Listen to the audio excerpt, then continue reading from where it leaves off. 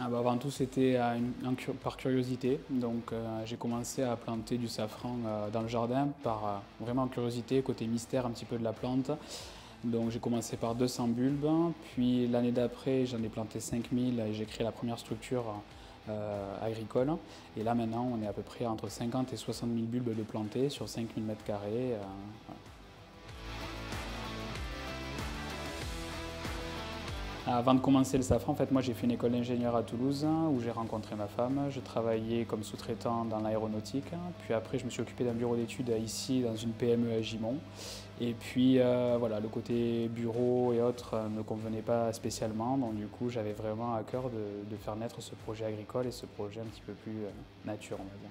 Le safran, en fait, c'est vraiment une plante où on est obligé de faire des analyses empiriques. En quelque sorte, il n'y a pas de Bible à proprement parler sur la culture du safran, sur comment réaliser. Il n'y a pas de bonne conduite et tout ça. Donc du coup, c'est vraiment de la curiosité, c'est vraiment des essais, c'est vraiment des tests, c'est vraiment se faire sa propre opinion par rapport à son terroir, par rapport à son climat, par rapport à tout ce genre de choses-là, pour réussir à faire quelque chose de plutôt pas mal.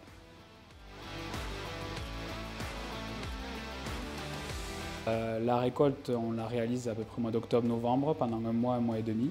Et après, tout le reste de l'année, ça va être de la transformation, commercialisation et communication autour du produit et puis du safran. On commence la nuit, aux alentours de 3-4 heures du matin, ça dépend du nombre de fleurs.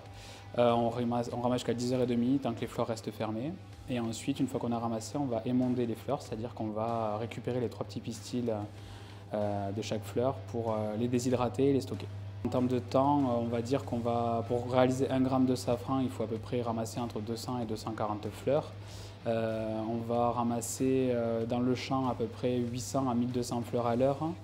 Et on va mettre à peu près 4 à 5 heures pour émonder ces 800-1200 fleurs. Donc voilà, à peu près pour faire 2 grammes de safran, il faut compter vraiment aux alentours de 6-8 heures de travail pour arriver à faire 2 grammes de safran.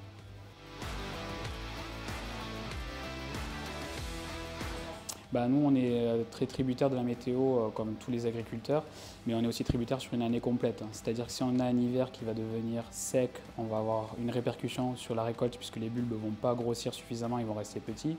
Si on a un été humide, les bulbes vont pourrir, on va avoir un impact.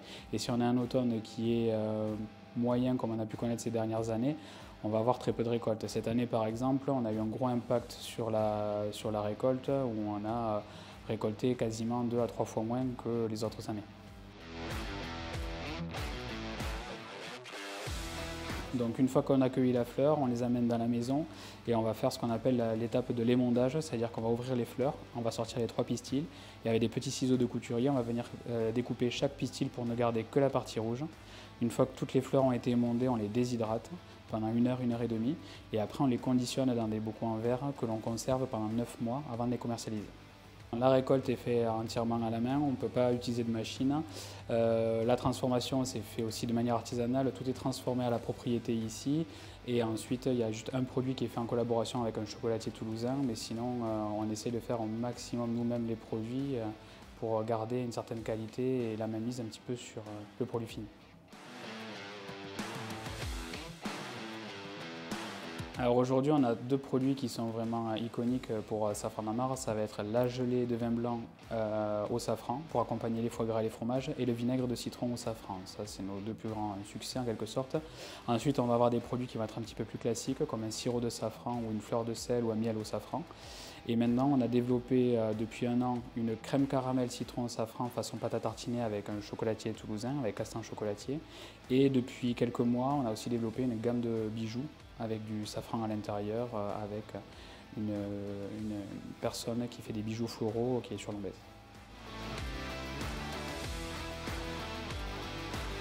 Alors aujourd'hui, on commercialise, on a plusieurs vecteurs en fait, de commercialisation. On va avoir les restaurants qui vont consommer soit des produits bruts, soit le produit transformé.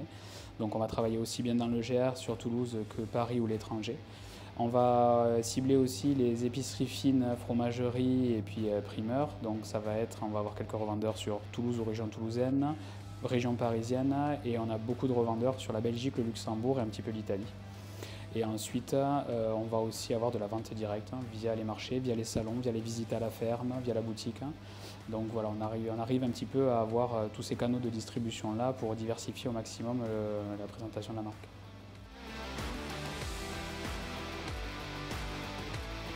En fait, le safran, avant d'être une épice gastronomique comme on la connaît, c'était vraiment une plante médicinale. Elle a été cultivée pour ses vertus médicinales.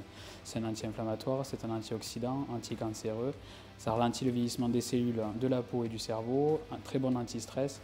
En fait, c'est vraiment une plante qui a d'énormes vertus au niveau médical. Et donc, c'est assez important de faire des cures de safran, par exemple, et de revenir un petit peu sur cette base historique du safran qui était de soigner les personnes ou alors d'anticiper les futurs maux. Aujourd'hui, on fait beaucoup de plats avec du safran, donc ça a toujours cette notoriété d'épice la plus chère du monde, donc du coup, c'est pour ça qu'on les trouve notamment sur les grandes tables et tout ça.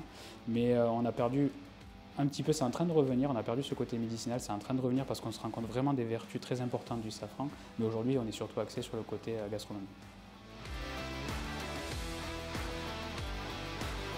Alors moi aujourd'hui en termes de projet de développement, ça sera ouvrir un peu plus à l'international les produits. On est en train de travailler sur le marché allemand, néerlandais et danois. On a aussi des ouvertures avec la Corée du Sud. Donc aujourd'hui c'est vraiment de développer ces produits, nos produits et notre marque à l'étranger pour faire connaître déjà le safran, les produits français, les produits gersois. Et c'est aussi là qu'on réussira à toucher un petit peu plus de clientèle par rapport à ce genre de produits.